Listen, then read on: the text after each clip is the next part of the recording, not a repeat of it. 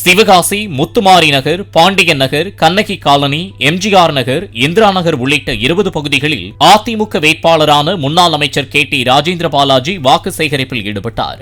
திமுக ஆட்சியில் விலைவாசி, சொத்து வரி, வீட்டு வரி மற்றும் மின்கட்டணங்கள் அதிகரித்துள்ளதோடு லஞ்சம் தலைவிரித்தாடுவதாகவும் ராஜேந்திர பாலாஜி குற்றம் சாட்டினார்.